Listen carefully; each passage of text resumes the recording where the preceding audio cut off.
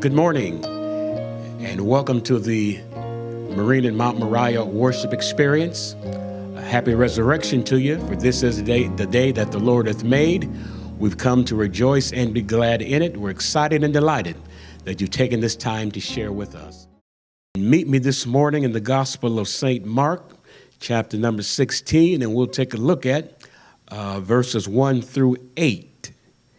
And that is, this morning we have the good news of knowing that we have a God that goes ahead of us, even to the point of death, to roll away those stones that sometimes seem to block our lives.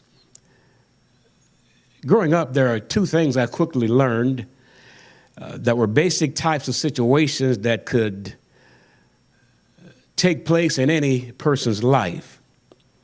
The first one is the me first situations. Maybe you, like me, had a lot of brothers or sisters to contend with, and there in the family there was a sibling rank that used to determine which me actually got to be first.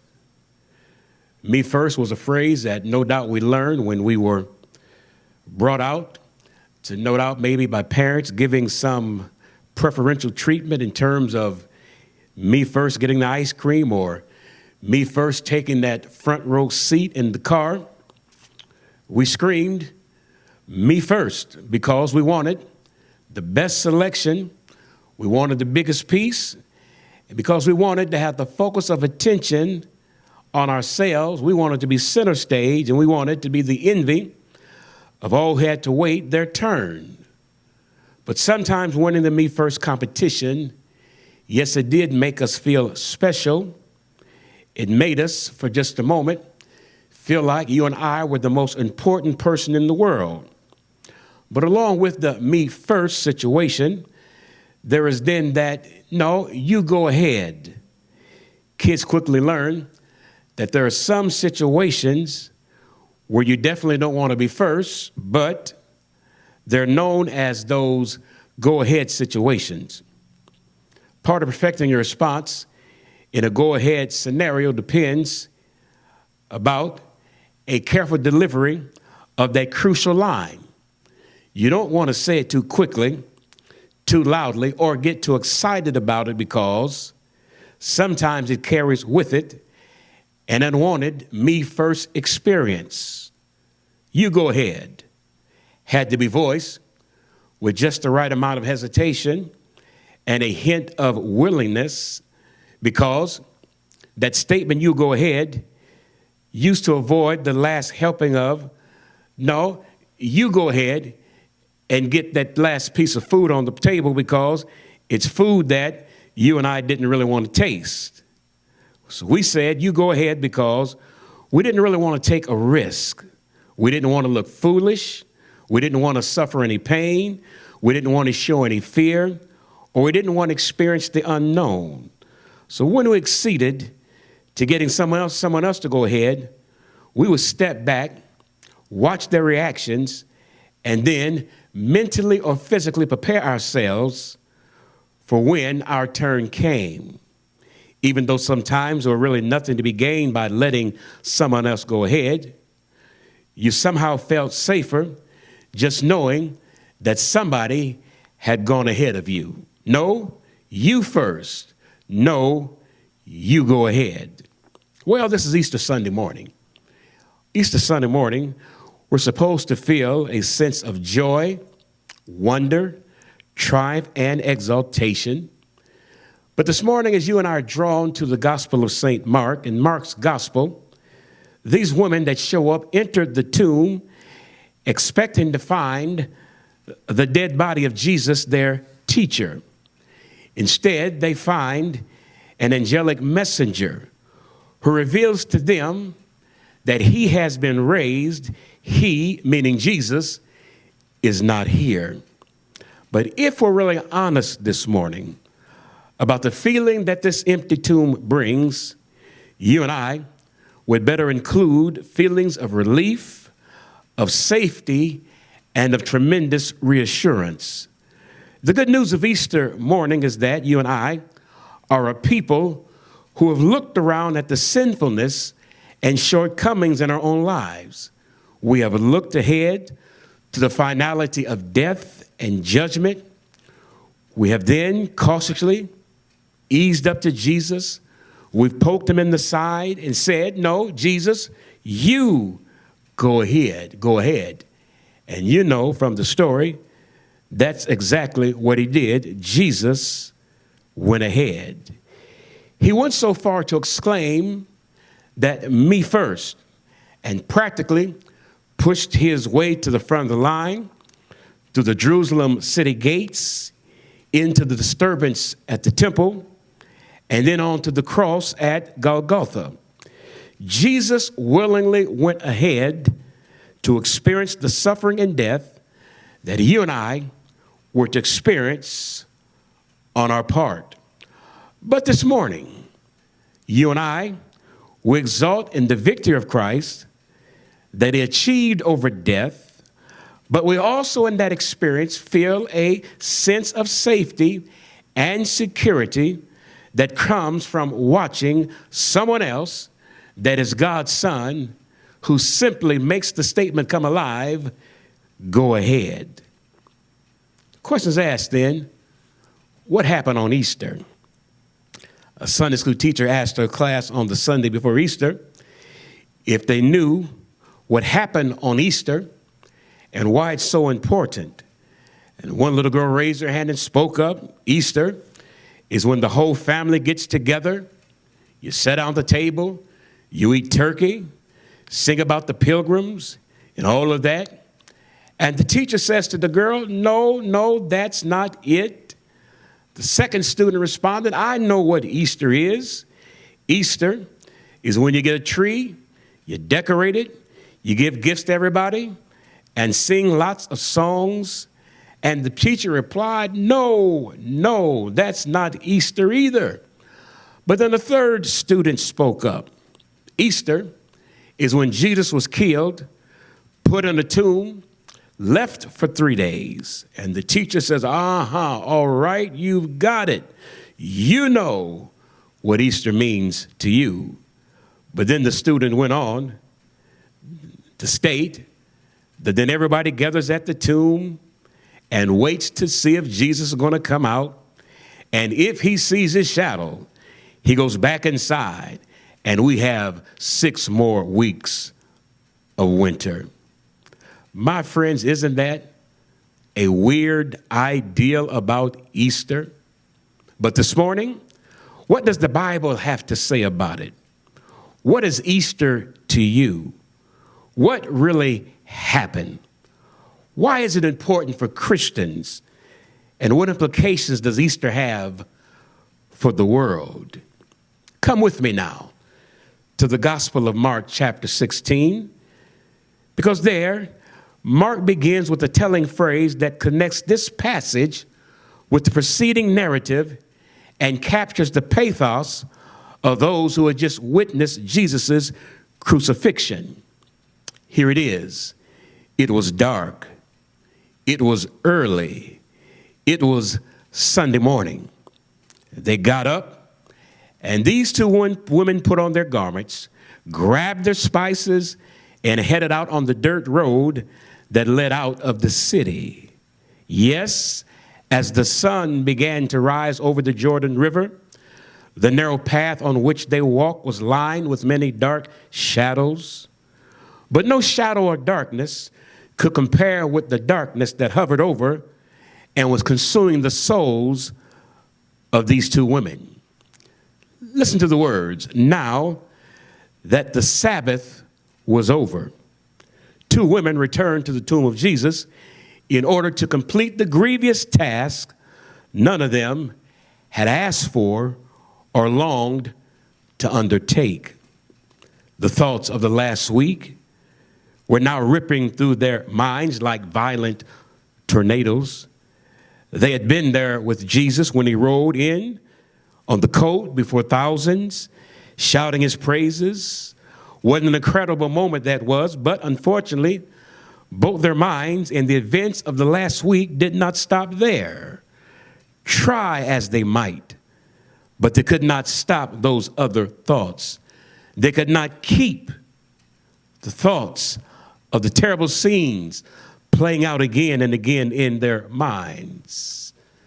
Listen, they saw Jesus tied to a post. They seen that Roman scourge filled with broken pieces of pottery, glass, and bones that ripped across the flesh of Jesus' back. They recalled the purple robe, the beatings, the cruel mocking, the torn flesh. Yes, they remembered the crown of thorns, and tears began to flow down their cheeks like a river once again. They had seen it all. They had seen Jesus, their teacher, their friend, their Lord, brutalized. They had witnessed everything that he went through. And these two women, these two Marys, were on that hill called the Skull. Yes, they saw Jesus' body pierced and nailed to a blood-stained cross. They saw his body struggle and wince with pain with every breath that he took. Yes, they heard Jesus shout out, my God, why have you forsaken me?" And they watched as his head fell into the locks of his shoulders, and he cried out those words, "It is finished." Yes, they were there when Jesus died. And when he died, something in them died too. Yes, still physically, they were alive, but their hopes, their joy, and their future died on that dark Friday. And so, what are you going to do on an Easter Sunday morning? Why wouldn't these two Marys lay at home and chill in the bed? Why would they not remain sorrowing in their misery? What was it that drove them from their beds before dawn and put them on this dark uphill climb? Understand, brothers and sisters, that the two things that drove these two Marys was, number one, their love for Jesus, and number two, their devotion for Jesus. I mean, somebody had to prepare the body for the burial. Nobody else volunteered. John didn't. James didn't. Peter was nowhere to be found. So it was up to these two faithful women, these two faithful followers who had never left the side of Jesus, these two Marys that were with Jesus until the end. Now, the task that they were going to perform was not a pleasant task. Think about it. These Marys would be the ones who would wipe the blood from the face of Jesus, wipe the blood from his legs, from his sides, from his feet, from his hands, and from the fingers of the Master. They would be the ones to clean the body of the Master. They'd be the ones that would remove the blood that had matted in his beard and his hair, and they would be the last ones to touch his face and close his eyes. And brothers and sisters, as these two Marys were nearing the tomb, suddenly there is a problem, something that they had never given thought to. They turned to each other, and there it is. In verse 3 of chapter 16 of Mark, there's that question, who will roll the stone away from the entrance of the tomb? But verse 4 says, when they looked up, they saw that the stone, which was very large, had been rolled away. And then in verse 5, it says, as they entered the tomb, they saw a young man dressed in a white robe sitting on the right side, and they were alarmed. Verse 6 says, don't be alarmed, he said. You are looking for Jesus the Nazarene who was crucified. He is risen. He is not here. See the place where they laid him. Brothers and sisters, in these words, he is risen. He is not here. Do you see this morning the place where they laid him, which lies the fulfillment and the future of the whole gospel? There it is again in verse number 6. He's not here. He's been raised. Friends, that's the good news of Easter, that Christ's resurrection is deeper than just a raising. Christ's resurrection is a creative act of God in which the deity of Jesus was declared, and his victory over the forces of evil have now been affirmed. Listen again, the tomb is empty. The tomb speaks to a world of truth. And therefore, since the tomb is empty, it means that everything that Jesus ever preached or promised is now true, which is good news because Jesus has some amazing things to offer those of us who know the emptiness that life can bring. Brothers and sisters, the empty tomb means that Jesus' death on the cross was in fact a work of forgiveness. It means that all the mistakes that you and I have made that leave us wondering whether or not God loves us has been punished, has been put aside, has been nailed to the cross. And according to Paul, Christ's resurrection is a glimpse of our own future resurrection, that there will be a day when Jesus returns and gives to you and I the same experience that he had on that first Easter morning. That yes, Jesus will bring you and I who place our trust in him, he will bring us back to life. But friends, this morning, this also raises another question, and that is, are you empty or are you full? Friends, empty or full? Empty or full? If you're full, then there's nothing else that can be placed in you. But if you're empty, Jesus has the wonderful privilege of filling you, my friend, with his presence. And the good news is, because the tomb is empty, that you and I don't have to be empty. That everything that God has promised in his word, that he will fill us with it. Purpose, promises, his plan for your life. So the question is, are you empty or are you full?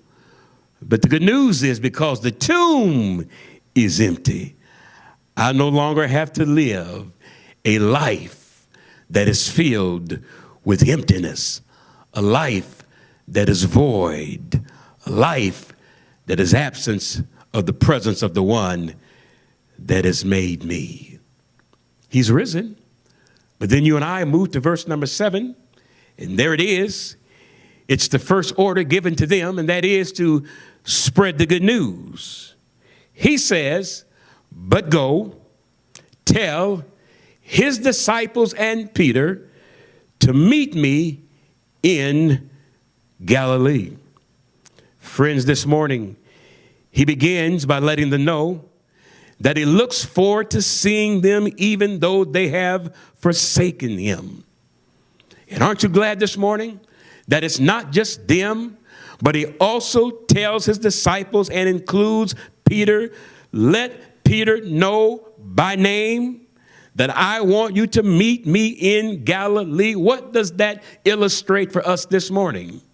It illustrates that we serve a God in the person of Jesus Christ who is willing to forgive us. Oh, friends, you know this morning that experience back in Luke 22 when Peter says, Lord, I'm ready to go with you to prison and to death. And Jesus answered, I tell you, Peter, before the rooster crows today, you'll deny me 3 times that you never knew me. The record is Jesus was seized. Peter followed at a distance. A fire was kindled in the middle of the courtyard.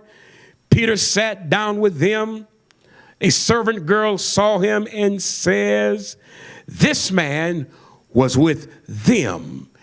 And Peter's response is, I don't know him. And a little later, somebody else saw him. You're one of them. And he said, man, I am not. About an hour later, another said, he was with them, for he is a Galilean. And the Lord turned and looked at Peter, and then Peter remembered the words of Jesus, before the rooster crows today, you'll disown me 3 times.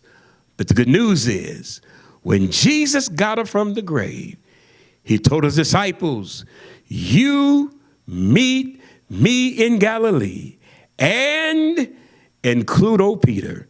Aren't you glad this morning that you and I serve a master that's able to cancel out our past, who remembers our sins no more and forgives us and gives you and I a new lease on life? But, oh, friend, this morning as I come to a close, I like in verse 7 that statement that says, he goes ahead of you.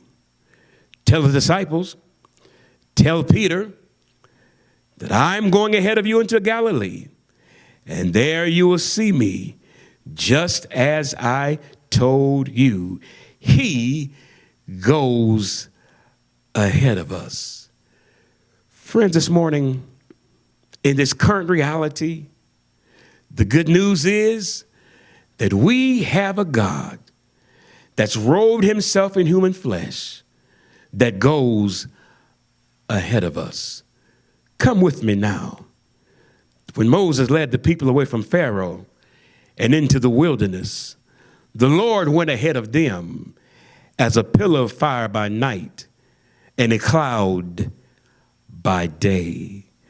When the Israelites were struggling to establish their foothold in the land of Canaan, the Ark of the Covenant, God's presence in their midst would always go ahead of them into battle.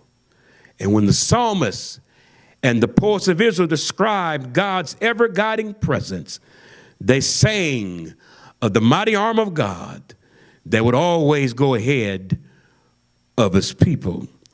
And when God wanted to speak to the people, a divinely called prophet was sent ahead with words of warning and comfort for his people. And when the political entity of Israel finally fell, God went ahead of the people into exile. And yes, when the women who had witnessed Jesus' death and burial and then went on Easter morning to anoint his body with spices, God went ahead of them to roll away the stone from the tomb that is now empty. The good news is, friend, that God has always been a God that goes ahead of us. Every step along the way, he has been leading and orchestrating and guiding our step because he's a God that goes ahead of us. So this morning as I close, this Easter moment celebrates the greatest go-ahead moment. That is Jesus Christ, God made incarnate, willingly goes ahead of us into the future, willingly goes ahead of us, even to the point of suffering and death. And if God goes ahead of us into pain and suffering, torture and death, then how can this morning you and I doubt God will be there for us when you and I must face those moments where it looks like the stone has not been rolled away? Then he says, there, if you meet me there, you'll see me there, just as I have told you. Brothers and sisters, the good news is when we take the Lord at his word, aren't you glad that he goes ahead of us and meets us right at that promised place? So on this Easter morning, as I come to a close, let me close in this fashion. I read a little story about a boy who had this attention deficit order, but he really helped his teacher to understand what Easter was all about. That Sunday before Easter, which is known as Palm Sunday, Harold's Sunday school teacher sent him home with the other students with an empty plastic eggs. And Mrs. Wilson, his Sunday school teacher, told him next Sunday, bring something back in the eggs that will represent what Easter really means to you. She didn't really expect Harold to bring anything because Harold never listened in class. But the next Sunday, those students brought back their eggs to the teacher. Little Susan had a pretty spring flower inside her egg. Little Joey had a little cross in his egg. Little Jackie had put a plastic butterfly in her egg. But just as Mrs. Wilson suspected, there was nothing in little Harold's egg. She was surprised that he even remembered to bring the egg back. She had praised each of the other children for what they had brought, but she didn't say anything about little Harold's empty egg. Harold looked at the teacher with anticipation and said, Mrs. Wilson, you didn't say anything about my egg. And Mrs. Wilson said, but Harold, you didn't have and a reminder of Easter in your egg. And Harold replied, my egg is empty, just like the tomb. Are you glad this morning that he lives? He lives. Jesus, like Christ, lives today. He walks with me. He talks with me along life's narrow way. Yes, friend, he lives. And because the tomb is empty, you too this morning can have the emptiness, the void in your life filled with the presence of an awesome God that's made himself known to us in the person of Jesus Christ. Bow here with me now. Repeat these words with me. Dear Lord, I invite you now to come into my heart, to forgive me my sins, to cleanse my heart and to give me your spirit. I will serve you, Lord, the rest of my life. And I believe that on this Easter Sunday morning that I am saved, I'm saved, I'm saved. Listen, my friend, if you prayed that prayer for the first time, I want you right now to pick up your phone and to dial this number, 504-835-5357, and let us know of the decision that you've just made to invite the Lord Jesus Christ into your life. And then, my friend, if you're watching today, yes, Pastor Robinson, I'm a Christian. I've confessed Christ. I've submitted to water baptism, but I have no place that I can call home. Listen, friend, we'd love to be your church family. I would love to serve as your pastor. And if that be your desire today, I want you to pick up that phone and dial this number, 504-835-5357, and let us know of the decisions you've made to join us as one of our new family members. Well, as I close this morning, it's been a joy sharing with you, and I pray today that you've been blessed by the service, the music, and the message, and that God has strengthened you, and that your faith has been encouraged. And as we go this morning, I want to invite each of you to join us as we're closing now in this act of worship. Yes, this act of worship by way of giving. Giving is a part of worship. And I'm saying this morning to our members who are able, who are still gainfully employed, God is still blessing you, and you're still receiving some type of financial support, that we expect you this morning to do your part with your tithe and with your offering. But maybe, Pastor Robinson, I've not been able to receive a paycheck or any kind of means of income. Well, I'm not talking to you, but I am talking to those whom God has been good to. There's a saying that we've adopted from another congregation, that where there's a temple, there's a need. Where there is a need, there are provisions. Where there's provisions, there is God. And where there's God, he supplies in miraculous ways. So I want you now to join us in this act of giving. You can go online to our website, marinandmountmoriah.org. You can give there, or you can text to give, or you can send your offerings, your gifts in through the mail. Marine and Mount Moriah Ministries, P.O. Box 1100, Gretna, Louisiana, 70054. Well, until then, may the Lord bless you and may the Lord keep you as we depart this place, but never from his presence. May God make his face now to shine upon you and be gracious unto you. May the Lord lift up the light of his countenance all around you and grant each of you his peace, his peace, his peace. Until we meet again, may God bless you, may God keep you. This is our prayer. Have a great day. Have a wonderful Easter. God bless you. We worship you today, God. Come on, lift your hands right where you are. There's no one like you, Jesus. Thank you, God.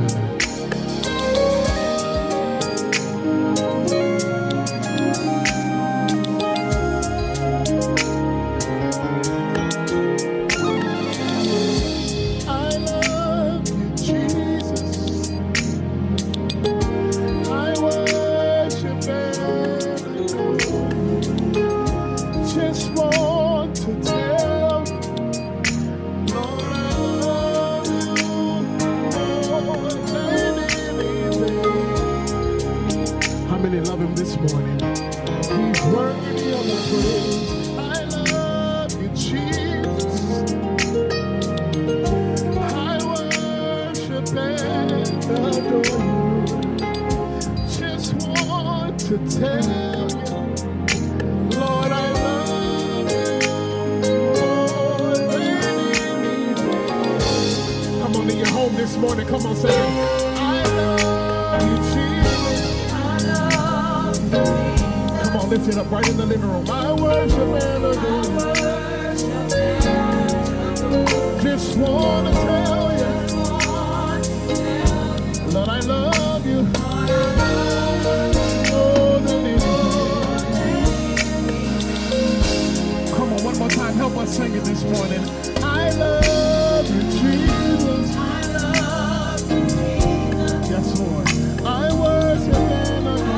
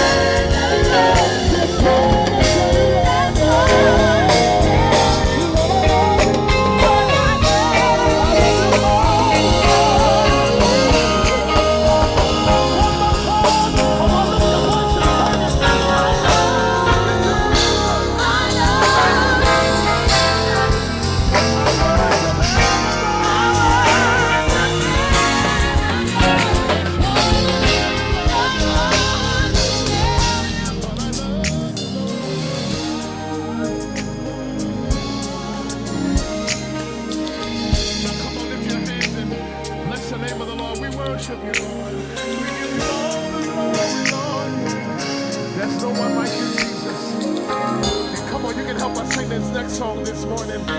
Yes, Lord. Jesus, when